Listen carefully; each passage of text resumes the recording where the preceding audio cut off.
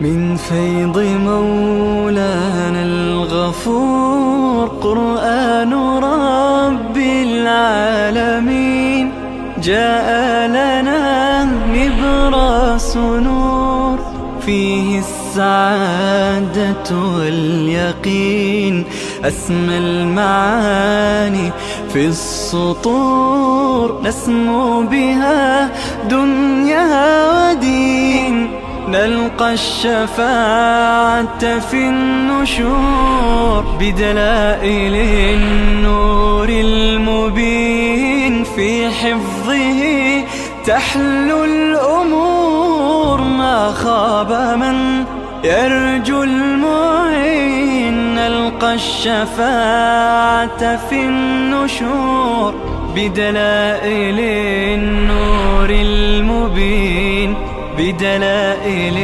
النور المبين.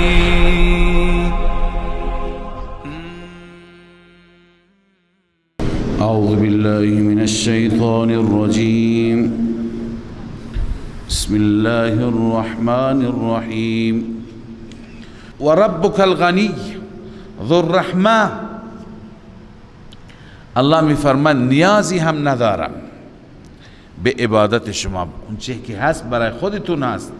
و ربک الغنی ذو الرحمه، رب شما غنی هست، صاحب رحمت هست. این یشاء یذهبکم، این نمونه غنا هست، تخفیف دنیوی هم هست. ببین چطور بی‌پرواست. این یشاء یذهبکم، اگر بخواد شما را میبرد. و یستخلف من بعدکم ما یشاء، و خلیفه و جانشین قرار میدهد بعد از شما هر کسی را که بخواد، هر قومی که بخواد. کما انشاکم من ذریت قوم آخرین، همان گونه که خدا عز و جل شما را پیدا کرد از نسل قوم دیگر. انما توعدون لآت، و تخویف اخروی، وعده‌ای که داده میشی هم میاد. انما توعدون لآت، آنچه که وعده داده شدی به وسیله رسول، لآت میآید و ما انتم بمعجزین، شما نمیتونی خدا را عاجز کنید، یعنی در برید، فرار کنید، مخفی بشید.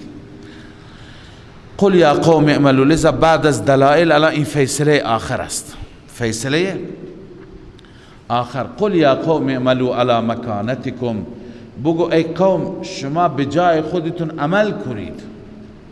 اینی عامل، منم به جای خودم عمل میکنم.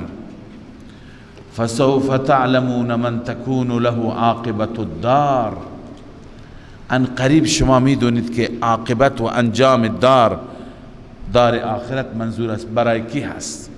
انه لا یفلح الظالمون، همان شأن این است که رستگار نمیشه و ظالم یعنی مشرک اون رستگاری را نمی بیند، اون موفقیت را نمی بیند. چرا؟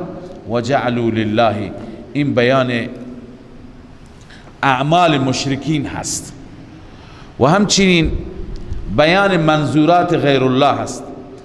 مشرکان برای غیر خدا نظر و نیاز می کردند و عجیب بود که هم برای خدا می کردند هم برای غیر خدا می کردند.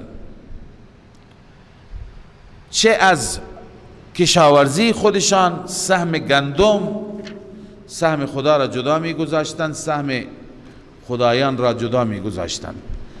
چه وقتی که خیراتی می کشتند، گوسفندی، شتری، گاوی تقسیم می کردند، سهم خدا را جدا می گذاشتند، سهم خدایان را جدا می گذاشتند.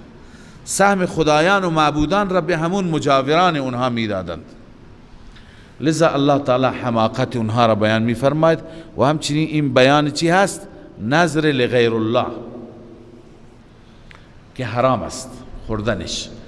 وجعلوا لله مما ذرأ من الحرث، الله می فرماید قرار دادم برای خدا از آنچه که خدا خلق کرده از کشت، والانعام از چارپایان، اینها سهمی برای خدا قرار می دادن، نصیبا سهمی. چی می گفتن؟ فقالوا هذا لله بزعمهم، میگفتن این مال خداست به زعمهم، طبق گمان خودشون. و هذا لشرکائنا، این برای معبودان ما است. یعنی اونها را میدادن به چی؟ به خادمین و مجاورین معبودان. فما کان لشرکائهم فلا یصل الی الله، آنی که تعیین شده بود برای شرکا نمی رسید به خدا. و ما کان لله، آنی که تعیین شده بود برای خدا فهو یصل الی شرکائهم، او می رسید به شرکایشان. یعنی می گفتن خدا سخیه، خدا نیاز نداره، اگر سهم او آمد به سهم معبودان اضافه شد اشکال نداره. ساء ما یحکمون، خداوند می فرماید بسیار بد اونها عمل می کردند، قضاوت می کردند. خب و كذلك زین لکثیر من المشرکین، مثل همین عمل که عمل بسیار زشتی هست، بسیار شنیع هست، بسیاری از اعمال دیگه هم از نظر اونها مزین و خوب و زیبا بود. مثلا کشتن اولاد. ببینیم مشرکان برای خدایان اولاد هم می کشتند. یکی از رسومات اونها این بود که به هر کس که خدای تعالی 10 پسر داد، یکی را برای خدایان ذبح بکند. لذا این عمل دیگر از اعمال سیاهشان. و كذلك زین لكثیر من المشرکین قتل اولادهم، مزین کرد برای بسیاری از مشرکان قتل اولادشان را. شرکاؤهم، این فاعل زینه هست که این را مزین همون خدایان باطل، معبودان. تفسیر آلوسی نوشته قیل انهم كانوا ينذر احد منهم، نذر میکردند، ینذرو نذر میکردند یکی از اونها که اذا بلغ بنوه 10، هرگاه فرزندانش به 10 تا برسند، نحر واحدا منهم، یکی از اونها ذبح بکند برای خدایان. لذا الله می فرماید اینا اینقدر انحراف داشتن. و كذلك زین لكثیر من المشرکین، این گونه مزین شده برای بسیاری از مشرکان قتل اولادهم، کشتن اولادشان. مزین کرده، کی مزین کرده؟ شرکاؤهم، فاعل مزین زینه. لیردوهم، تاکه آنها را هلاک بکنند. ولیلبسوا دینهم، دین را بر آنها خلط بکنند، یعنی در دین و دنیا اونها را از بین ببرند و همچنین دین را بر اونها خلط بکنند. اما الله می فرماید ولو شاء الله ما فعلوا، اگر خدا میخواست این کار را نمی کردن، جلویشون را اجبارا می گرفت خدا. اما ولکن لیبلوهم، خدا اونها را آزمایش میکنه. فذرهم و ما یفترون، بگذار با آنچه که افترا میگویند، با آنچه که درست میکنند. وقالوا هذه انعام و حرث حجر، اینجا اعاده تحریمات غیر الله است. ببینید رسومات عجیبی داشتند. یکی این که بعضی از چارپایان را، شتران را بالخصوص بند می کردند، حصر می کردند و نامگذاری می کردند برای معبودان. می گفت که اینها را نمیشه از گوشتشان خورد یا نمیشه بر پشتشون سوار شد و می گفت اینا مال خدایان هستند. و بعض اون چی که در شکم یک شتر بود می گفتند اگر مرد اگر اون چی که در شکم این هست، چون که این شتر مال خدایان هست، لذا شتر بچهش حملش مخصوص مردان ما هست. یعنی هر وقتی که شتر زایید، اون شتر بچهش را میخواستن بخورند، بکشند، فقط مردان اجازه دارند بخورند، زنان اجازه ندارند. اگر از شکمش میته میاد بیرون، میامد بیرون، میته را هم میخوردن اونها، مرد و زن میخوردند. یعنی چیزهای از خود در می آوردن، درست میکردن بدون دلیل بود. و قالوا هذه انعام و حرث حجر، میگفت این چارپایان، این کشتزار حجر هست. حجر یعنی ممنوع، حجر به معنی بند، برای دیگران ممنوع است، این فقط و فقط مال خدایان است. لا یطعمها الا من نشاء بزعمهم، نخورد از این مگر آنی که ما میخواهیم طبق گمان خودشان. منظورشون کی بود؟ یعینون خدام الاوثان والرجال دون النساء. منظورشون این بود خادمان بتها بخورن، اونم مردها نه زنها. و انعام حرمت ظهورها، سورت دوم. همچنین چار پایان دیگر بود که حرام قرار داده شده بود، پشت آنها میگفتند اینجا کسی سوار نشه. و انعام لا یذکرون اسم الله علیها، و همچنین چار پایان دیگری بود که نام خدا را بر اونها نمی گفتند، افترا بر خدا گفته، خدا گفته نام من اینجا نبرید. سیجزیهم بما کانوا یفترون، الله ان قریب اونها را پاداش میده، به کیفر اعمال میرساند، جزا میده به سبب افترایشان. و قالوا ما فی بطون، یکی دیگه از رسمهایشون، و قالوا ما فی بطون هذه الانعام، می گفتند آنچه که در شکم این چار پایان هست، خالصة لذکورنا، خالص برای مردهای ماست، و محرم علی ازواجنا، بر همسران ما چیه؟ حرامه. و این یکم میتتا فهم فی شرکا، اگر از شکمش میته بیامد بیرون، شطور بچه می مرد و می افتاد، مرد و زن می گفتن برابرن، فهم فی شرکا سیجزیهم وصفهم. بازم الله تهدید می فرماید ان قریب خدا به جزایشون می رساند به خاطر این وصفشان، یعنی به خاطر این بیانشان، این قول کذبشان. انه حکیم علیم، خداوند همه کارهاش با حکمت است، همه چیز را می داند، به وقت الله به کیفرشان می رساند. بله. قد خسر الذين قتلوا اولادهم سفها بغیر علم، باز هم این نتیجه مذهب مشرکان است که نتیجه مذهبشون خساره و زیان است و اعاده منظورات غیر الله است. قبلا ذکرش خواندیم، الان اعاده میشه. اونا میگفتن که اینها مال معبودان هستند، اینها را کسی دیگه استفاده نکند، نظر برای غیر الله.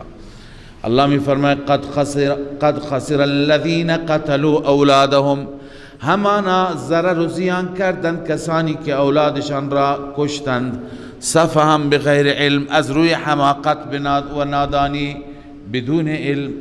و حرموا ما رزقهم الله، و حرام قرار دادن آنی را که الله حلال قرار داده، رزق داده. این اعاده تحریمات غیر الله، اون اعاده منظورات غیر الله بود، این تحریمات غیر الله، یعنی برای غیر خدا حرام قرار میدادن در حالی که خدا حلال قرار داده. افتراء علی الله. قد ضلوا و ما كانوا مهتدین، الله می فرماید که قد ضلوا، اینها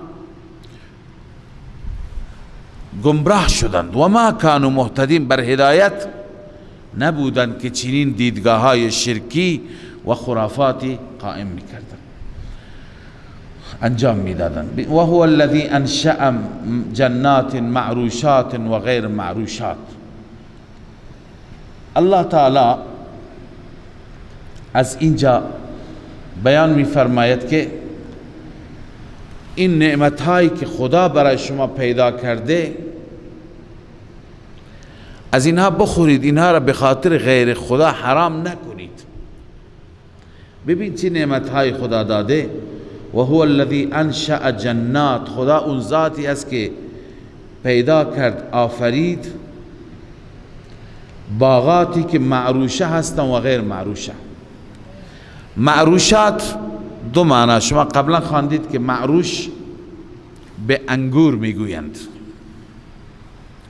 درخت انگور. درخت انگور چون که سقف درست میشه، عرش میشه، یعنی بالا چند تا چوب ببند، درخت انگور وقتی که بره بالا سایه میکنه یک سقفی درست میکنه. و غیر معروشات دو نوع دیگر از انگور هست که اونها روی زمین هستند، اونها بالا سقف قرار نمیگیرند، تنه دارد، درخت دارد، درخت انگور، دو نوع انگور هستند. پس خدای تعالی ذاتی هست که هر دو نوع انگور را برای شما داد، باغاتی از انگور، معروشات و غیر معروشات. هم اونی که چی داره؟ سقف، یعنی سقف درست میشه، یا اون انگوری که تندار هست، ساقدار هست به اصطلاح. بس بر اساس این تفسیر هر دو به معنای انگور هست، هم معروشات و هم غیر معروشات. اما بعضی دیگر از مفسران معتقدند که معروشات تمام اون چی که سقف درست میشه، شامل انگور هم میشه، شامل غیر انگور، کدو، عرض کنم خربزه، چیزی دیگه که بوتهش میره و طولانی میشه، سقف درست میشه، شامل اونها میشه. معروشات همه اونها هستند. غیر معروشات تمام درختانی است که ساقدار و پایدار هستند، مثل نخل خرما، مثل درخت انجیر، مثل درخت انار، اینها غیر معروشات. علی ای حال همه را الله درست کرده. و النخل و همچنین نخل را، و الزرع و همچنین کشاورزی را که مختلفا الاکله، میوهایش طعمهایش مختلف است. و الزیتون و الرمان متشابها و غیر متشابه. الله آن ذاتی است که زیتون را و انار را که بعضی ها متشابه هستند و بعضی متشابه نیستند. متشابه فی اللون، غیر متشابه فی الطعم. در رنگ مثل همند، در شکل و اندازه مثل همند، اما در طعم نه. کلوا من ثمره اذا اثمر. الله می فرماید از میوه های الهی بخورید وقتی که میرسد. و آتوا حقه یوم حصاده. حقش را روز میوه چینی بدهید، یعنی اینا را خدا به شما داده، برید بخورید، جایز است برای شما. فقیری که آمد به اون هم بدهید. ولا تصرفوا، اسراف نکنید، یعنی زیاده روی نکنید. ببینید زیاده روی اینجا به معنی چی است؟ زیاد خوردن؟ نه خیر، بحث حرام و حلال است، بحث شرک و کفر است، بحث خوردن نیست. پس ولا تصرفوا به معنای این هست که در راه معصیت خرج نکنید، برای غیر الله ندهید. این ولا تصرفوا، از حد گذشتن. پس روح المعانی میگه والمعنى لا تنفقوا فی معصیت الله. وقتی که برای معبودان باطل بدید، در معصیت اون را صرف کردید. قال مقاتل لا تشرك الاصنام في الحرث والانعام. مطلب اینه که بتها را در حرث و انعام شریک قرار ندهید. لذا الله می فرمائے ولا تسرفوا انه لا يحب المسرفین. همانا الله عز وجل دوست ندارد متجاوزان را. و من الانعام حمولتا و فرشا. الان ببین بیان تحریمات غیر الله. خلاصه این آیات را اول عرض کنم که الله می فرماید چارپایان که 8 قسم هستند، اینها برای شما حلالند، شما اینها را حرام نکنید. کی حرام کرده؟ از کجا حرمتشون را آوردید؟ 8 قسم چیه؟ 2 تا نر و ماده شتر، 2 تا نر و ماده گاو، این شد 4 تا. 2 تا نر و ماده گوسفند، 2 تا نر و ماده بز، این چند تا شد؟ 8 تا. لذا الله میفرمه بعضی از اونا حموله هستن، بعضی ها فرشند. حموله اون حیوانی را میگن که بر او چیزی حمل میکنی، مثل شتر باری میگذاری، خودت بر او مینشینی. فرش اون حیوانی را میگویند، فرش را دو ترجمه، دو تفسیر کردن، دو توضیح دادن. بعضی گفتن فرش اون حیوانی که یعنی خودش روی زمین هست، پایین هست قدش، مثل گوسفندان. فرش قد کوتاه را میگن. بعضی میگن فرش منظور اون حیواناتی که از پشم اونها، از موی اونها پشم عرض کنم که فرش میبافیم و روی زیر پایمون میندازیم، اونها را فرش میگویند. خلاصه الله دو نوع از چارپایان دو نوع درست کرده، یکی که حموله هستن، بزرگن، هر چی بر اونها حمل میکنی، بار میکشی، مثل شتر، گاو. دوم اونی که فرش هست، اونی که کوچک هست. همه اینها برای خوردن شماست. کلوا مما رزقکم الله، بخورید از آنچه که الله به شما رزق داده. ولا تتبعوا خطوات الشیطان، شما پیروی نکنید از گامهای شیطان. منظور مسیر شیطان است، یعنی پیروی نکنید. مطلب اینه که هرچی که خدا حلال قرار داده حلال بدانید، اونی که اونها حرام قرار دادن یا حلال قرار دادن به اون معتقد نباشید. انه لکم عدو مبین، به درستی که شیطان دشمن آشکار شماست. خب الان که خدا می فرماید شما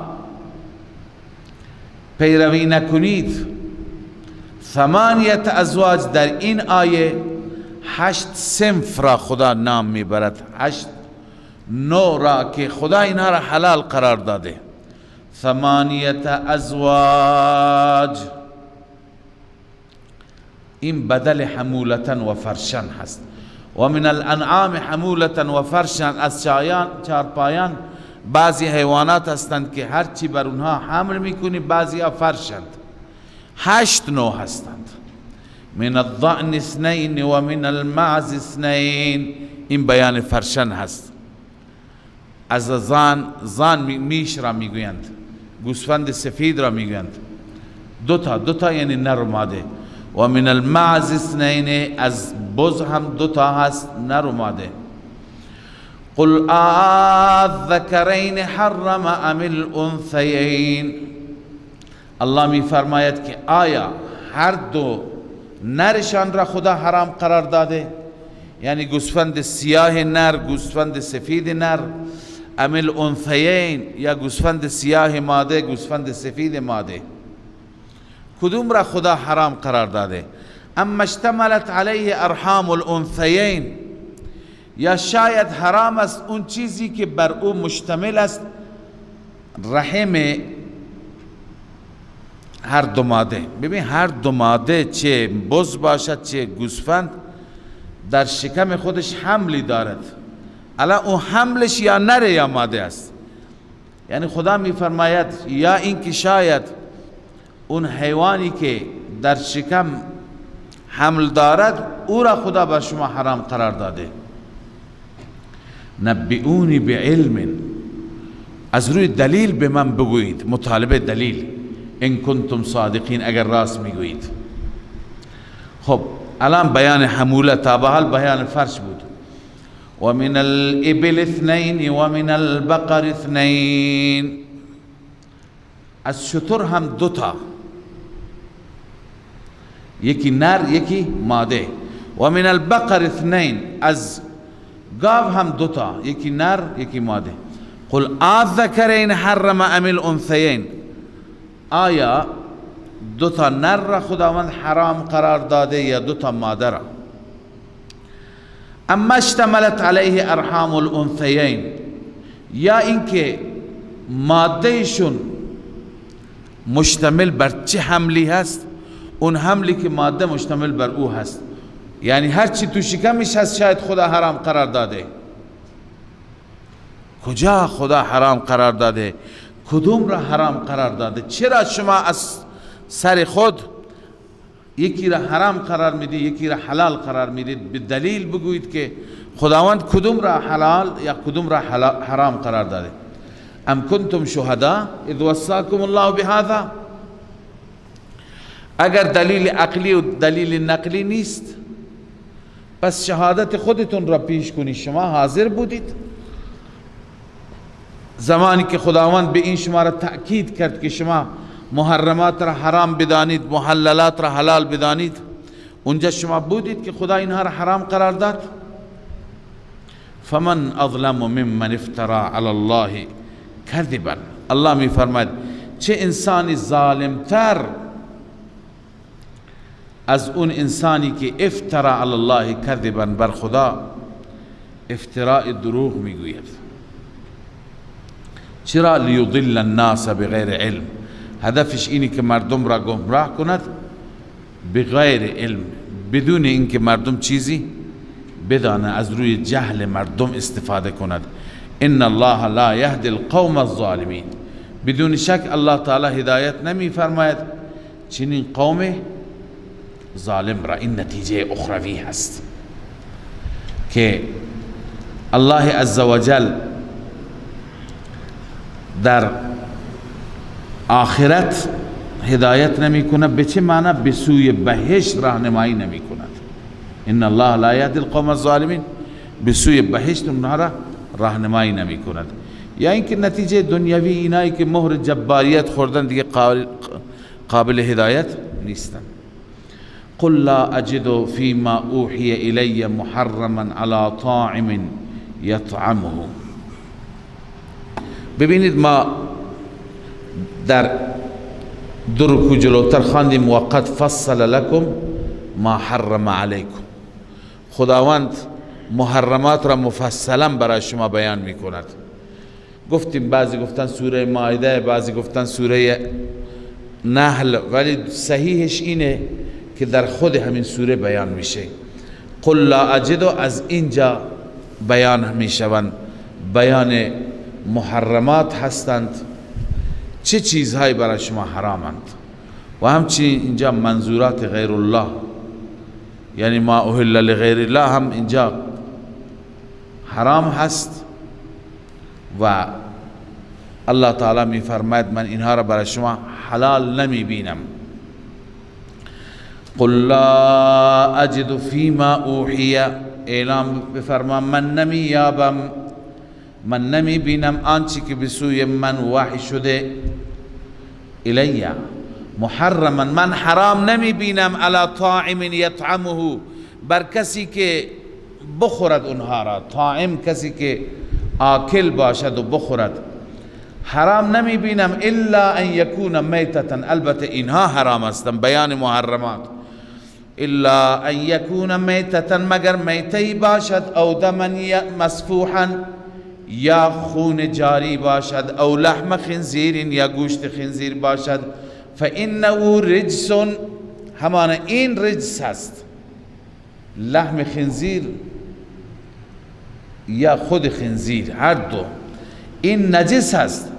او فسقا، یا کلمه ای که ذات فسق باشد، کلمه شرکیه، یعنی وقتی که بر او کلمه شرکیه گفتی، او را نذر کردی برای غیر خدا، میشه فسقا.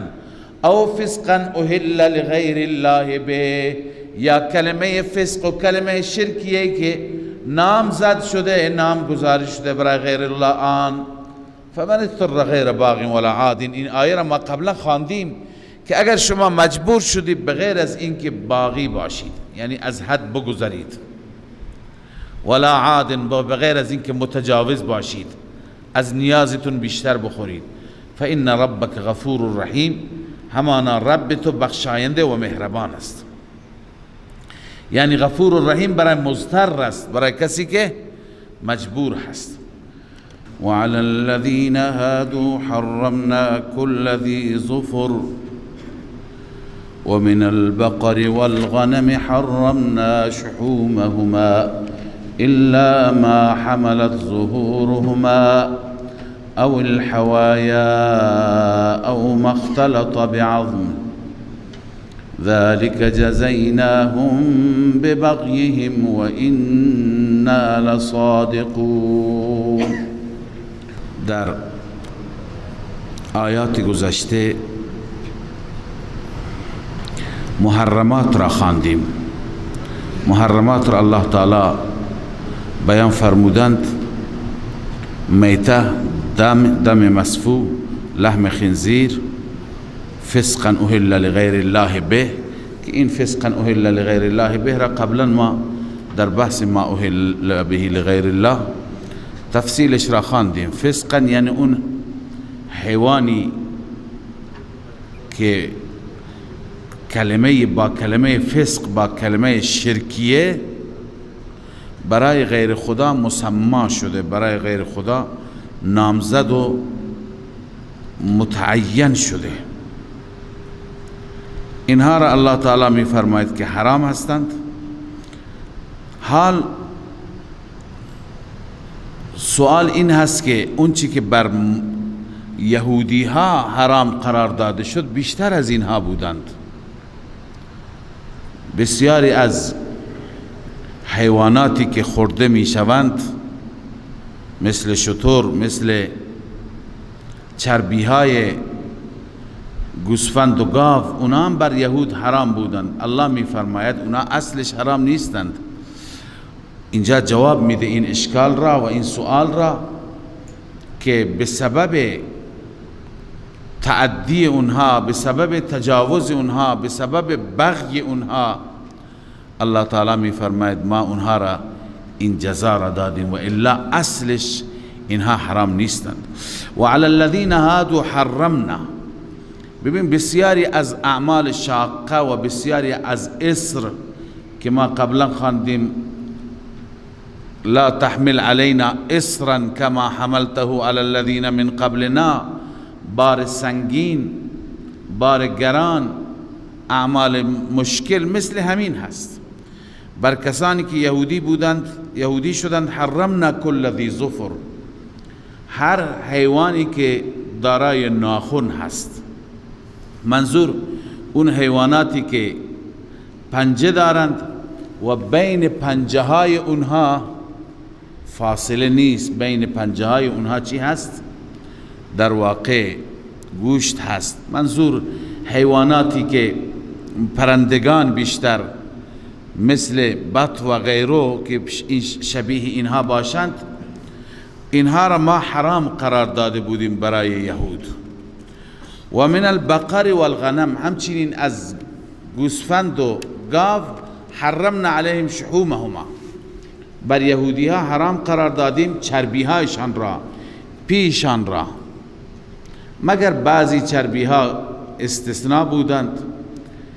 الا ما حمل ظهورهما، چربی که بر پشت حیوان بود، یا این چربی که در برگیرنده و شامل روده ها بود، اون چربی ها، او مختلط به عظم، یا گاهی چاق و فربه بود، چربی که با گوشت قاطی بود، اون چربی اندک، اینها حلال بودند، بقیه حرام بودند. خب این اشیاء که برای یهود حرام قرار داده شدند علتش چی بود؟ ذالک جزیناهم ببغیهم. الله می فرماید این کیفر اعمال اونها و جزای اعمال اونها به سبب تجاوز خود اونها، به سبب ظلم اونها بود. و انا لصادقون، همان ما صادق هستیم. ای فی کل ما اخبرنا، یا فی کل ما نقول، هر چی که میگوییم مطابق واقع هست، حقیقت هست. فإن كذبوك فقل ربكم ذو رحمة واسعة. حال جواب شبهه یا سؤال دیگری، اون سؤال این بود که مشرکین میگفتن ما که قبول نکردیم، ما که انکار کردیم، ما که نپذیرفتیم، چرا بر ما عذاب نمیاد؟ جواب دادن الله تعالی که ای پیغمبر بگو که به خاطر اینکه رب من ذو رحمت واسعه، رحمتش بسیار وسیع است، در برگیرنده هست. لذا این وسعت رحمت این موجب شده، وسعت رحمت رب موجب شده که فوراً عذاب نیاد. تأخیر عذاب، مهلت عذاب یه نوع رحمتی هست. شاید به فکر بیفتند، توبه کنند، هرچی مهلت بیشتر داده بشه به یک مجرم این باعث رحمت هست. الله می فرماید فَإِن كَذَّبُوكَ فَقُلْ رَبُّكُمْ ذُو رَحْمَةٍ وَاسِعَةٍ. اگر شما را تکذیب کردم بگو رب شما ذو رحمت واسعه هست، اینکه عذاب نمیده شما را. ولا يرد بأسه عن القوم المجرمين، اما عذاب او برگردانده نمیشه از قوم مجرم. یعنی بالاخره عذاب هست، نتیجتا عذاب هست. اگر به جرم ادامه بدید، اگر به جنایت ادامه بدید، آخر عذاب میاد. سيقول الذين اشركوا، یکی از اشکالات مهم که در مجرمین هست، در مشرکین، در غیر مشرکین، که گاهی جرمی میکنند، گاهی جنایتی میکنند، میگه خدا خواسته، اگر خدا نمیخواست ما نمیکردیم. خیلی از مسلمانان هم هستند گناه میکنند. چرا گناه میکنی؟ میگه خدا خواست خدا بود. نماز نمیخوانه، میگه اگه خدا میخواست میخواندم، خدا نخواسته که من نخوانم. الله تعالی بر این کلمه که هر چیز را به مشیت خدا نسبت میدهند توبیخ میفرماید. سيقول الذين اشركوا لو شاء الله ما اشركنا. ان قریب میگویند مشرکان اگر خدا میخواست ما شریک نمی گرفتیم، ولا آباؤنا و نه پدران ما شریک می گرفتند، ولا حرمنا من شیء و ما حرام قرار نمی دادیم چیزی را. الله می فرماید كذلك كذب الذين من قبلهم حتى ذاقوا بأسنا. این چنین تکذیب کردن کسانی که قبل از اینها بودند حتی که عذاب ما را چشیدند. قل هل عندكم من علم فتخرجوه لنا. آیا نزد شما علمی هست که اون را بیرون کنید، یعنی نشان بدهید خواست خدا، رضایت خدا؟ اگر هست شما دلیل داری نشون بدید، اگر نداری پس این ظن و گمانتون هست. ان تتبعون الا الظن. شما پیروی نمی کنید مگر از گمان پیروی می کنید. و این انتم الا تخرسون. و نیستی شما مگر تخرسون، یعنی تخمینی شما سخن می گویید. تخرسون در اقوال هرچی میگید از روی احتمال و تخمین می گویید. قل فلله الحجة البالغه. برای الله است حجت بالغه. حجت بالغه به دلیلی میگویند، اون دلیل واضحی که از نظر قوت و متانت به انتها رسیده، یعنی مسئله را خوب روشن میکند، واضح میکند و قوی هست، خیلی واضح و خیلی قوی. این دلائل الله پیش الله هستند. فلو شاء لهداکم اجمعین. خدا میخواست همه شما را هدایت میکرد، اما ولکن لیبلوکم، یعنی اجبارا همه را هدایت میکرد، اما این کار را نکرد چون خدا میخواست شما را بیازماید. قل هلم شهداءکم الذین. از اینجا مطالبه دلیل نقلی است. اگر شما راست میگویید بزرگان و کبرایتون را بیاورید، اونهایی که پایه‌گذار شرک و مذهب شرکیه هستند، بیارید اونها دلیلی بیاورن بر این که مثلا اینهایی که شما حرام قرار داده اون خدا حرام قرار داده. شما اگر دلیل نداری بزرگترهایتون را بیارید. معنیش اینه قل هلم شهداءکم الذین یشهدون. بگو بیاورید شهدایتان را، منظور از شهدا کبرا، بزرگان، آنانی که یشهدون گواهی میدهند ان الله حرم هذا، گواهی بدهند که خدا اینها را حرام قرار داده. شهدا علامه آلوسی نوشته و هم کبراؤهم، بزرگان اونها الذین اسسوا ضلالهم، اون بزرگانی که پایه‌گذار ضلالت و گمراهی هستند. والمقصود من احذارهم تفضیح، من که خدا میگه بیارید، مقصود تفسیح و رسوایی اونهاست.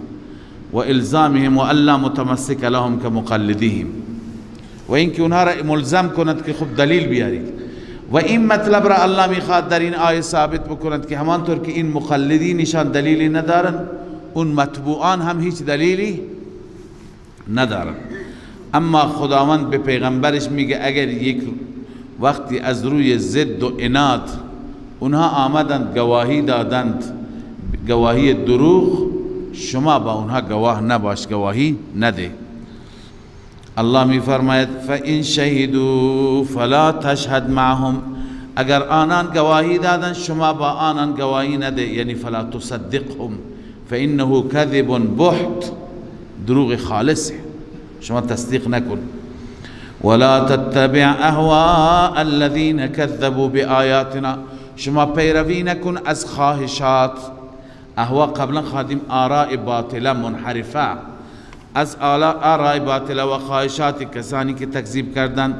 والذین لا یؤمنون بالآخرة وهم بربهم یعدلون.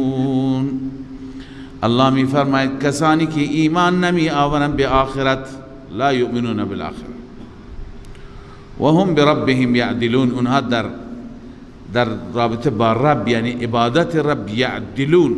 یعدلون قبلا خواندیم دو معنا دارد، یکی عدول یکی عدل. عدول به معنی تجاوز، درباره عبادت رب تجاوز میکنند، یعنی بجای اینکه فقط خدا را عبادت کنند دیگران را عبادت میکنند. یا اینکه یعدلون از عدل است برابری، یعنی دیگران را در عبادت برابر خدا میدانند، همون شرک شد. لذا اینها بی انصاف هستند، از حد گذشته‌اند، متجاوز هستند. بربهم یعدلون، درباره رب اونها تجاوز کردن، یعنی درباره عبادت رب. قل تعالوا اتل ما حرم ربکم، از اینجا بیان تفصیلی تحریمات الله هست، اون چیزایی که خدا حرام قرار داده. چندین چیز هستند که اینها را انسان انجام نده. در این آیات تقریبا چند تا از محرمات یا دستورات هستند، چون بعضی اوامر هستند انجام ندادن اونها حرام است، بعضی خب محرمات هستند مثل شرک و مثل مال یتیم خوردن و فواحش و الی آخره. سه آیه هستند که این سه آیه معروف هستند به وصیتنامه رسول اکرم صلی الله علیه وسلم، و اصل در پایان این آیه آمده ذالکم وصاکم، خدا شما را به این وصیت میکند. رسول اکرم صلی الله علیه وسلم فرمود 10 چیز در این سه آیه بیان شده، هر کسی که تضمین بکند به اینها که اینها را در زندگی خودش پیاده بکنند، من بهشت را برایش تضمین میکنم. پس این 10 چیز که از محرمات هستند، هر مسلمانی باید از اینها فاصله بگیره. عرض کردم بعضی ها امر هستند که عکس اونها هم جز محرمات است. الله می فرماید قل تعالوا اتل ما حرم ربکم، ای پیامبر اعلام کن، تعالوا بیایید من تلاوت میکنم، ما حرم ربکم، آنچه که حرام قرار داده رب شما بر شما. اون چی هست؟ یک، الا تشرکو به شیئا، اینکه شریک نگیرید با خدا هیچ چیزی را، با خدا هیچ چیزی را شریک. این تعلق بالله، این با خدا ربط دارد. و بالوالدین احسانا، این با مخلوق تعلق دارد، تعلق بالمخلوق. نسبت به پدر و مادر احسان کنید، یعنی عقوق والدین، نافرمانی والدین نکنید. سوم، ولا تقتلوا اولادکم من املاق، اولادتان را از بیم فقر نکشید. این سومی هست، قتل اولاد. مشرکان میکشتند، تنها دختران را زنده به گور نمی کردن، پسران را از بین می بردن، می گفتن از کجا این همه را نان بدیم. و این آیه شامل اون صورتهایی میشه که بعضی از افراد بچه‌ای که در شکم دارند اون بچه را سقط میکنند. اینم قتل اولاد است. به خاطر چی؟ به خاطر فقر. میگه ما فردا نمیتونیم بچه را نگهداری بکنیم، جوابگویش نیستیم. پس از فقر، از بیم فقر و همچنین کسانی که جلوگیری میکنن، جلوگیری از ولادت، ضبط ولاد به اصطلاح، جلوگیری از آوردن بچه. نیت نباید این باشد که چون ما نان نداریم، حقوق کفایت نمیکنه، رزق کم است. این عقیده نباید باشه. این دیدگاه غلطی هست، چون ما مسلمانیم و اعتقاد داریم قرآن به ما گفته و ما من دابة فی الارض الا علی الله رزقها. هر دابه‌ای باشد خداوند رزقش را میده. اما اگر به نیات دیگه باشد، به خاطر موضوع سلامتی مادر، سلامتی فرزند، دیگه عذرهای شرعی که بعضی ها را فتوا دادن، بعضی ها را فتوا ندادند، اونها به جای خود بحث فقهی اینجا نمی کنیم. اما هر انگیزه‌ای که به خاطر فقر باشه درست نیست. لذا الله می فرماید ولا تقتلوا اولادکم من املاق، اولادتان را از فقر نکشید. نحن نرزقکم و ایاهم، ما هم شما را رزق میدیم هم آنان را رزق میدیم. در جای دیگه فرموده نحن نرزقهم و ایاکم، اول اونها را آورده، اونها را رزق میدیم بعد شما را. پس رزق به دست الله است. و چهارم ولا تقربوا الفواحش، نزدیک کارهای بی حیایی نروید. ما ظهر منها و ما بطن، آنی که ظاهر باشد، آنی که مخفی و پوشیده باشد. کارهای بی حیایی منظور بلا نسبت زنا و دواعی زنا، مقدمات زنا. مقدمات زنا هر چی باشد، ارتباط پنهانی باشد، ارتباط تلفنی باشد، ارتباط پیامکی واتساپی تلگرامی باشد، اینا تمام مقدمه هستند. تماشا کردن نامحرم باشد، اینها مراحل اولی هستند. گفته نزدیک نرید. نظرتون نوشتم بعضی ها که چند مرحله دارد. نظرتون فابتسامتون فسلام فکلام فموعد فلقاء. اول اون استارت اول این کار بی حیایی نظرتون، نگاه کردن، تماشا کردن نامحرم. دومین مرحله، دومین قدم فابتسامتون، لبخند زدن، دوتا نامحرم با هم دیگه خندیدن، این دیگه قدم اولش هست. مرحله سوم فسلامون، هم دیگر را سلام دادن. مرحله چهارم فکلامون، با هم دیگه سخن گفتن.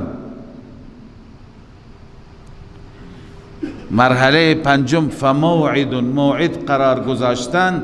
ششم فلقاء، هم دیگر را دیدن و علیاذ بالله مرتکب کار بی حیایی شدن. بس ببین این ابتدا دارد، این مرحله دارد، چند مرحله. همه اینها نزدیک رفتن به فواحش است. ولا تقربوا الفواحش، نزدیک فواحش نرید، چه به صورت ظاهر باشه، علنی باشه، چه به صورت مخفیانه باشه. همه این ارتباطات مخفیانه که همدیگر را نمی بینند، در فضای مجازی هستند بین مرد و زن، اینا جایز نیست. اینا جزء و ما بطن است. ولا تقتلوا النفس التي حرم الله الا بالحق، نکشید شما آن نفسی را که خدا حرام قرار داده مگر به حق. این پنجمی هست که شما همدیگر را نکشید الا بالحق. سه صورت آمده نه؟ چه کسی خونش مباح است؟ اونی که خودش قتل کرده باید حکومت ازش قصاص بگیره، نه افراد. دو، اونی که محسن بوده متأهل بوده العیاذ بالله زنا کرده. سه، اونی که مسلمان بوده از مسلمانی برگشته مرتد شده، من بدل دینه فقتلوه. این ستات کشتنشون جایز است، بغیر از اینها الا بالحق همینه. بغیر از این صورتها کشتن انسان درست نیست، به خاطر جرمهای دیگه. یکی اختلاس کرده، کلاهبرداری کرده، مال برده، اینا باید به کیفر اعمالشون برسن. ولی قتل و اعدام در قرآن و سنت نیامده برای کسی که گناه دیگه میکند. قضات محترم که حکم صادر میکنند بر اساس چه مبنایی خدا بهتر میدوند. ولی در شریعت ما همین سه صورت را داریم. یک، انسان را به خاطر این میکشند که خودش انسانی کشته، یا چون خودش متأهل بود و زنا کرده، یا از دین منحرف شده مرتد شده کفر میکند. بغیر از این صورت بقیه تعزیرات و بقیه حدود هستند، قتل نداریم. بله. ولا تقرب ذلكم وصاكم به لعلكم تعقلون. اینها چیزایی هستن الله شما را وصیت میکند. وصیت قبلا گفتیم وقتی که نسبتش به خدا باشد معنیش هست حکم تأکیدی، امر تأکیدی. به صورت مؤکد شما را امر میکند لعلكم تعقلون، شاید شما عقل و خرد داشته باشید، فکر کنید. ولا تقربوا مال الیتیم، نزدیک مال یتیم نروید. ببین برای این 5 چیز خداوند تعقل را ذکر کرد. ولا تقربوا مال الیتیم اوفوا الکیل و اذا قلتم فعدلوا. 3 تا دیگه هست و بعدل الله اوفوا. 4 تا دیگه. برای اینها تذکر را استفاده کرد. چرا؟ چون هر کس من جمله مشرکین هم میدونستند، معتقد بودند خوردن مال یتیم چی هست؟ حرام است. اونا میدونستند در کیل و وزن خیانت کردن درست نیست. اونا میدونستند باید عدالت کرد، ظلم نکرد. اونا میدونستند به عهد باید پیمان بود، پیمان شکن نبود. لذا برای این 4 چیز ادنا تذکری لازم است. نیاز به دلیل و نیاز به عقل و نیاز به فکر نیست. اما این 5 چیز که اینجا گذاشتند اونا قبول نداشتند. شرک را انجام میدادند، عیب نمیدونستند. قتل اولاد هم میکردند، اینا بد نمیدونستند. فواحش را هم مرتکب میشدند راحت.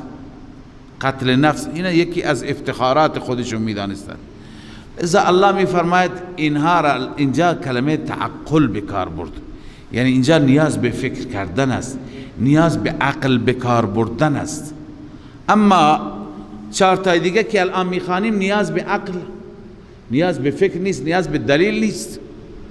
ادنا تذکری برای اصلاحی هست کافی است. ببین اینجا جاهایی که مبالغه مد نظر باشد خداوند لا تقربو ذکر می کند، یعنی خیلی باید احتیاط کرد، نزدیک نرو. در این 10 چیزی که خدا بیان فرموده 2 جا لا تقربو استفاده کرده. یکی در باب زنا فرموده لا تقربوا الفواحش، نگفته لا تزنو، زنا نکنید.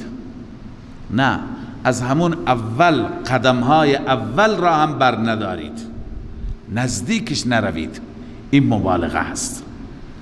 دوم نگفته که لا تأکلوا مال الیتیم، بلکه گفته لا تقربوا مال الیتیم، نزدیکش نرو. اینم چی هست؟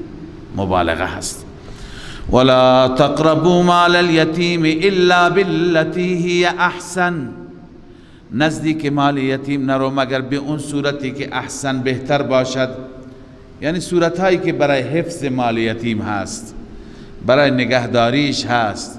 مثلا شما مال یتیم را با مال خودتون مجبورید قاطی کنید، 5 نفر شمایید، 1 نفر او هست، میشی 6 نفر، 5 تا از خودت میذاری، 1 از او میذاری تا با هم بخورید. خب این اشکال نداره، اینجا نزدیک رفتن اشکال نداره. بعضی صورت ها که برای اصلاح خود یتیم باشد، حتی یبلغ اشده، حتی که اون به سن قوت خودش برسد، قوت عقل و قوت بلوغ.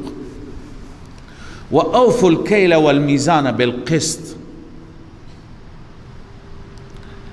دستور دیگر هفتمی، اوفوا الکیل، شما کیل را کامل کنید. وقتی که دیروز خواندیم به کسی کیل میدهید کامل کنید، میزان را هم بالقسط، به انصاف.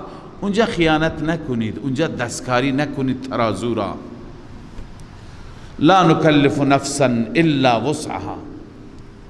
خب گاهی انسان اشتباه هم میکند، امکان داره شما 10 تا کیل میخوای بدید، 9 تا دادید، در حساب اشتباه کردید. گاهی واقعا ترازو خراب بود، شما متوجه نبودید. برای اینا مؤاخذه نیست، مؤاخذه بر اون چیزایی است که در وسع و توان انسان است، میدوند و عمدن نمی کند. لا نکلف نفسا الا وسعها، ما هیچ نفسی را مکلف نمی کنیم مگر به اندازه وسعش. ذالکم و اذا قلتم فعدلوا، هرگاه سخن گفتید، چه فیصله میخواستی بکنید، چه شهادت میخواستی بدید، فعدلوا، عدالت را در نظر بگیرید. ولو کان ذا قربا، گرچه طرف شما ذا قربا باشد، خویشاوند. یعنی شهادت بر علیه خویشاوند یا داوری بر علیه خویشاوند بود، باشه، شما تقوا را در نظر بگیرید، خدا را در نظر بگیرید. و نهمین، و بعهد الله اوفو، عهد و پیمانهای خدا شما وفا بکنید. پیمان و عهد خدا زیاد هستن، یکی از اونها وقتی لا اله الا الله خواندی تمام فرائض و واجبات، این یک عهدی با خدا بستی، وفا کن. ذالکم وصاکم به لعلکم تذکرون، این مواردی هستن که الله شما را وصیت میکنه به اینها، شاید شما پند بگیرید، پند و اندرز بگیرید با این وصیت های الهی. و ان هذا، این دهمین هست، دهمین موضوع توحید است. ان هذا صراطی مستقیما، این راه مستقیم من هست، یعنی دین اسلام، دین توحید. فاتبعوه، او را پیروی کنید. ولا تتبعوا السبل، راهای دیگر، راهای کجکوج دیگر را پیروی نکنید. فتفرق بكم عن سبیله، ثمر اتباع السبل دور میکند شما را از راه خدا، متفرق میکند، فاصله میده شما را. ذالکم وصاکم به لعلکم تتقون، این هم تاکید تعمیل است. خدا شما را به این چیز وصیت میکند شاید شما بترسید از خدا، تقوا را پیش بگیرید، یا بترسید از مخالفت راه حق. ثم آتینا موسی الكتاب تماما على الذي احسن و تفصیلا لكل شيء. این ثم تعقیب ذکری هست، نه اینکه بعد از اینها ما به موسی کتاب دادیم، بعد از این موارد، نه. تعقیب ذکری معنیش اینه که بعد از این مورد الان این را یاد کن، الان این را گوش کن. ما دادیم به موسی علیه السلام کتاب، منظور تورات است، تماما علی الذی احسن، علی الذی احسن، این فضیلت اول تورات است که کامل بود. تماما یعنی چی؟ کتابی که کامل هست. اما علی الذی احسن، بر اون کسی که مخلص باشد، محسن باشد، یعنی منیبین کتاب. چه کسانی از کتاب استفاده می کنند؟ اهل احسان و اخلاص. و تفصیلا لكل شیء، فضیلت دوم، در این تورات هر چیزی با تفصیل بیان شده. قبلا خواندیم لكل شیء، کل استغراق اضافی است، یعنی هر آنچه که نیاز به او در اون شریعت بود. و هدى و رحمتا، فضیلت سوم و چهارم هدایت بود علما و رحمتا، رحمت بود عملا. لعلهم بلقاء ربهم یؤمنون، حکمت دادن کتاب، خدا به اونها کتاب داد شاید اونها به ملاقات پروردگار ایمان بیاورند، به روز معاد ایمان بیاورند و باور کنند. و هذا کتاب انزلناه مبارک، ترغیب به سوی قرآن. الله می فرماید بعد از اون این کتاب کتابی هست که ما نازل کردیم، کتاب مبارکی هست. فاتبعوه، دو تا فضیلت بیان شد، یکی انزلناه خدا نازل کرده، این خودش شرف بزرگی هست. دوم این که مبارک سراپا برکت است. فاتبعوه الان فریضه امته، شما امت وظیفه تو چیه؟ اول فاتبعوه، دوم واتقوه. فاتبعوه این کتاب را پیروی کنید، واتقوه و از خدا بترسید، لعلکم ترحمون شاید شما مورد رحم قرار بگیرید. ان تقولوا انما انزل الكتاب على طائفتين، این حکمت و فلسفه هذا کتابون هست. منظور اینه خدای تعالی چرا قرآن را نازل کرده؟ به خاطر اینکه فردا بهانه نیارید بگید خدایا بر دو گروه فقط کتاب آمد، یکی بر یهود تورات آمد، دوم بر مسیحیان انجیل آمد، برای ما چیزی نازل نشد. اگر برای ما کتابی مثل اونا نازل میشد ما بر هدایت بیشتر بودیم. لذا الله می فرماید این کتاب را برای جلوگیری از این بانها ما فرستادیم.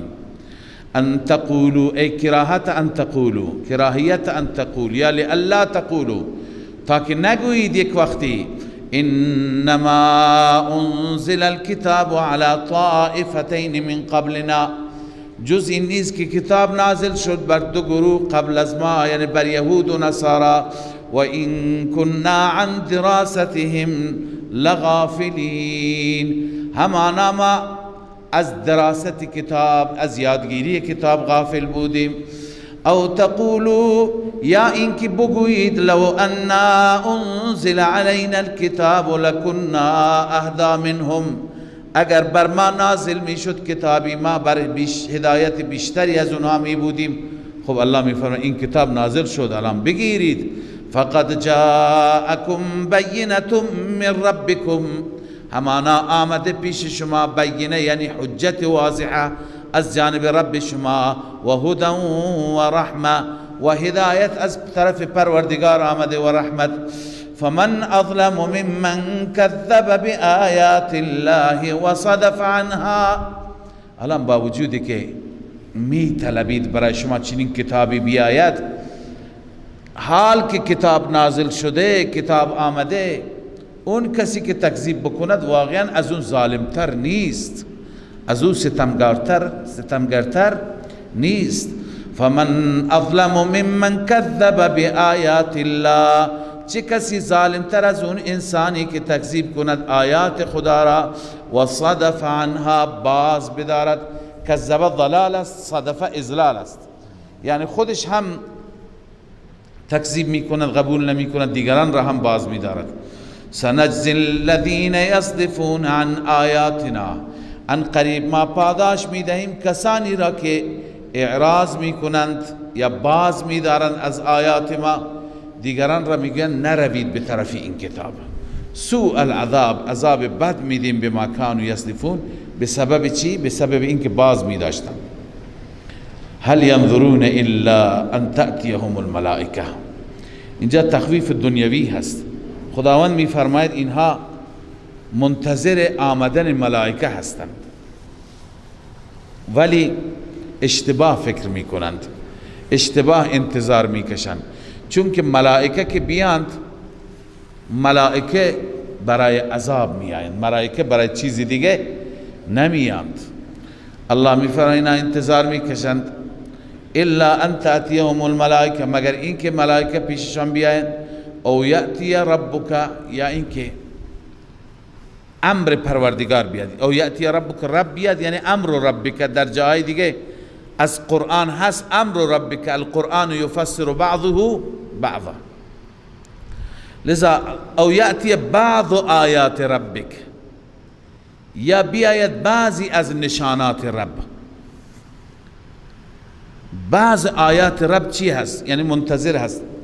منظور از آیات اون آیاتی است که بعد از اون آیات توبه قبول نمیشه. ببینی خیلی از آیات پروردگار هستند که اونها اگر بیاند توبه قبول نمیشن. مفسران نوشتن منظور از این آیات طلوع خورشید هست از مغرب. در حدیث داریم که خورشید هر روز از مشرق طلوع میکند تا اینکه یک روز از مغرب طلوع میکنه نزدیک قیامت. بعد از اون دیگه توبه هیچ که قبول نمیشه.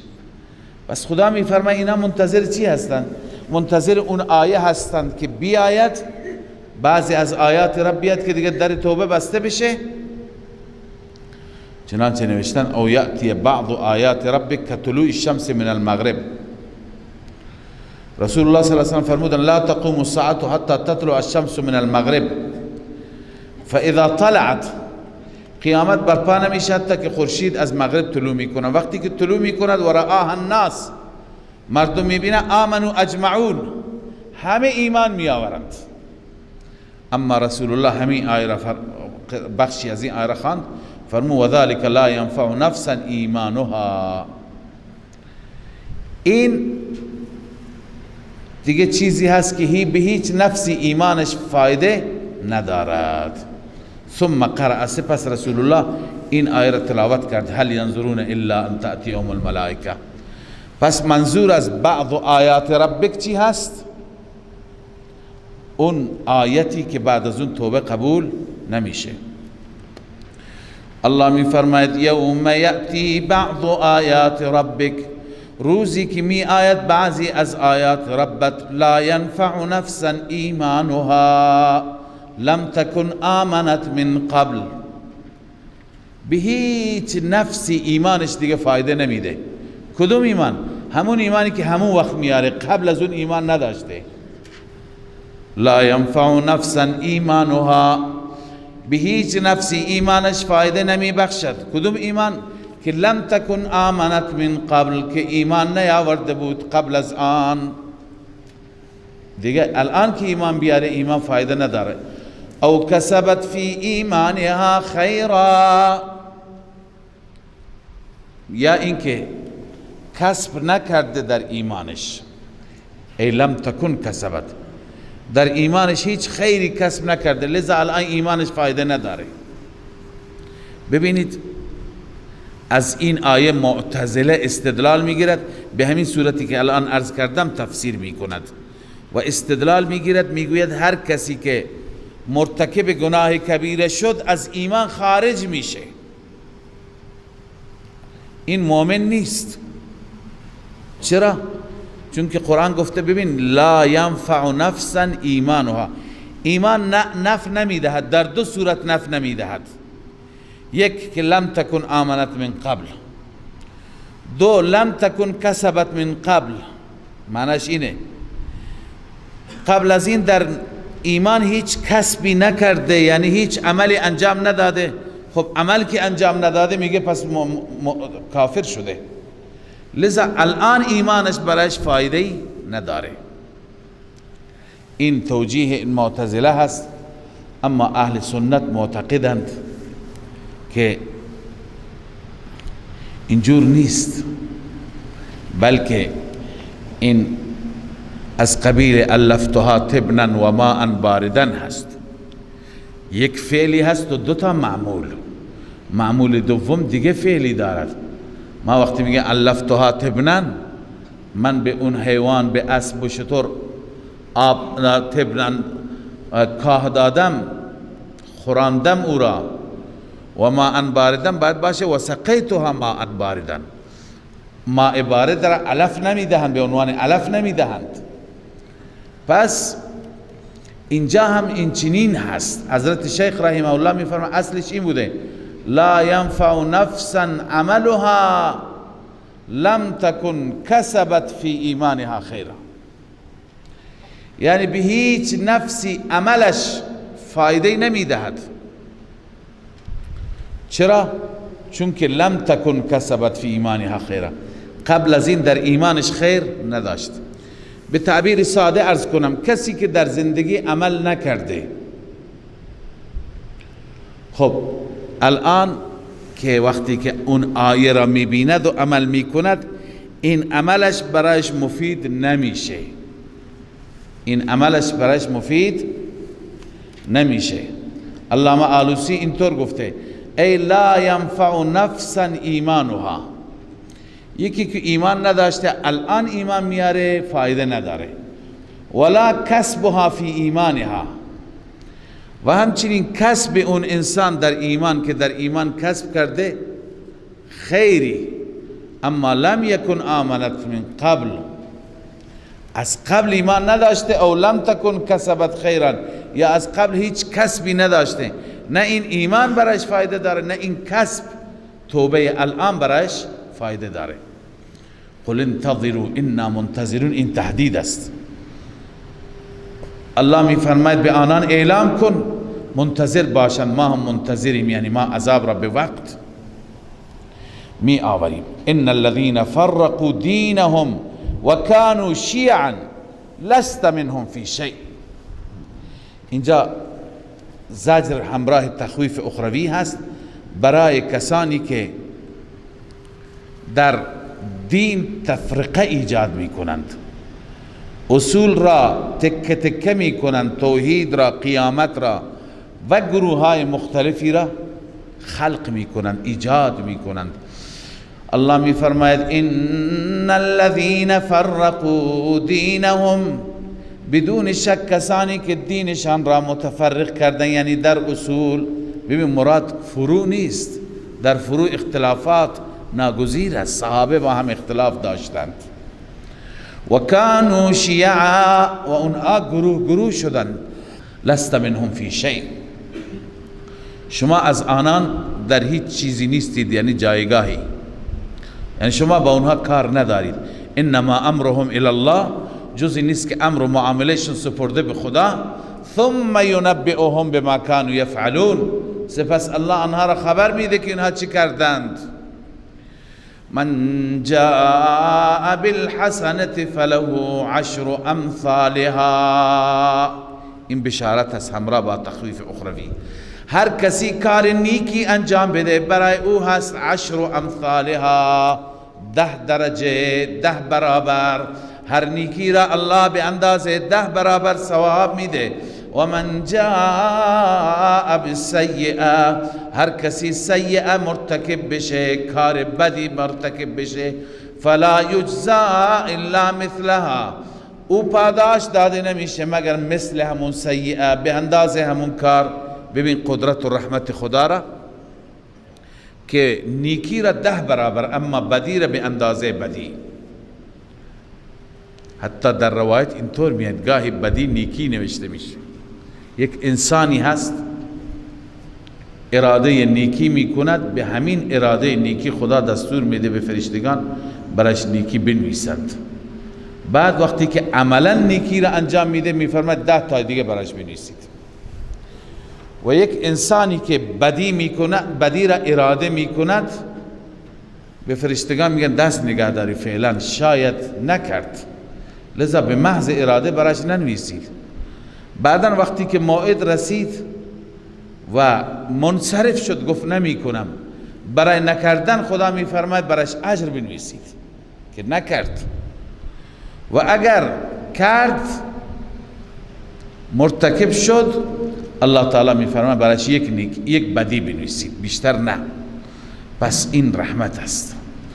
الله میفرماید من جاء بالحسنة فله 10 امثالها، هر کسی که حسنه انجام بدهد برایش 10 برابر هست. و من جاء بالسیئة، هر کسی مرتکب سیئه بشه، فلا یجزا الا مثلها، اون پاداش داده نمیشه مگر مثل همان سیئه. و هم لا یظلمون، آنان ظلم نمیشن. قل اننی هدانی ربی الى صراط مستقیم. در پایان سوره چند تا اعلام هستند، اعلام هستند که در این اعلام ها اصل عقیده هست، رد رسومات هست، رد شرک هست و خلاصه کل دین هست. اعلان اول قل اننی هدانی ربی الى صراط مستقیم، اعلام بفرما که رب من مرا هدایت کرده به صراط مستقیم. دینا قیما، این تفسیر صراط مستقیم یا بدل است از صراط مستقیم، یعنی دین قیم، دین مضبوط، دین محکم، یعنی ملت ابراهیم. این عطف بیان است. منظور از دین مضبوط چیه؟ یعنی ملت ابراهیم که حنیف بود، یکسو بود. معنای حنیف و ما کان من المشرکین، نه اعتقادا و نه عملا مشرک نبود. اعلام دوم قل ان صلاتی و نسکی، اعلام بفرما همانا نماز من یعنی عبادت های جانی من، و نسکی و عبادت های مالی من. نسک اون چیزی که انسان در راه خدا میکشد. و محیای و مماتی، حیات من موت من لله رب العالمین، برای الله است، آن اللهی که رب عالمیان است، آن اللهی که لا شریک له، شریکی برایش نیست. و بذلک امرتو، و به من محمد این چیز دستور داده شده که برای خدا هیچ شریکی وجود ندارد. و انا اول المسلمین، من اولین مسلم هستم، منقاد و مطیع هستم. اعلام سوم قل اغیر الله ابغی ربا، آیا غیر از خدا من بطلبم ربی؟ و هو رب کل شیء. همه اعلانات در جهت توحید است، در حالی که رب هر چیز الله است. ولا تکسب کل نفس الا علیها، هر نفسی هر چی کسب میکنه به ضرر خودش است. یعنی هر نفسی عمل انجام میده ضررش را خودش میبینه. ولا تزر وازرة وزر اخرى، هیچ کسی بار دیگری را به دوش نمیگیرد، بار گناه دیگری را. این در پاسخ مشرکین است که میگفته اتبعوا سبیلنا ولنحمل خطایاکم، راه ما را بگیرید، هر چی خطای شماست ما به دوش میگیریم. پس الله میفرماید که هیچ کس به دوش نمیگیرد. وازره یعنی حمل کننده گناه، این حمل کننده گناه بار نمیدارد، وزر اخرى بار دیگری را. ثم الى ربکم مرجعکم، سپس رجوع شما، بازگشت شما به سوی پروردگارتان هست. فینبئکم بما کنتم فیه تختلفون، الله شما را خبر میده به آنچه که در آن اختلاف میکردید، یعنی دین حق را الله برای شما توضیح میده. و هو الذی جعلکم خلائف الارض، در پایان سوره هم ترغیب است برای طاعت و بندگی. الله ذاتی هست که شما را قرار داد خلائف الارض، خلیفه های زمین. عرض کردم خلیفه به چه معناست؟ یخلف بعضکم بعضا و رفع بعضکم درجات، بعضی از شما درجاتشان را بلند قرار داد، رفیع قرار داد. الله تعالی به بعضی عزت داد، به بعضی نداد. لیبلوکم فیما آتاکم، تا که بیازماید شما را در آنچه که خدا داده، ببیند چقدر شما شکرگزار نعمتید، چه اندازه شما دنبال رضایت الله هستید. ولی در آخر ترغیب و ترهیب، هم بیم میدهد هم تشویق میکند. ان ربک سریع العقاب، همانا رب تو زود عذاب میدهد، زود عذاب میدهد برای کسی است که چی؟ ناسپاسی بکند. و انه لغفور رحیم، همانا رب العالمین بخشاینده و مهربان است. لمن قام بشکرها، این برای کسی هست که شکر خدای عزوجل را به جا می آورد. وكفران نعمت نمی کند. صدق الله العظیم. من فيض مولانا الغفور قرآن رب العالمين جاء لنا نبراس نور فيه السعادة واليقين أسمى المعاني في السطور نسمو بها دنيا ودين نلقى الشفاعة في النشور بدلائل النور المبين في حفظه تحلو الأمور ما خاب من يرجو المعين نلقى الشفاعة في النشور بدلائل النور المبين بدلائل النور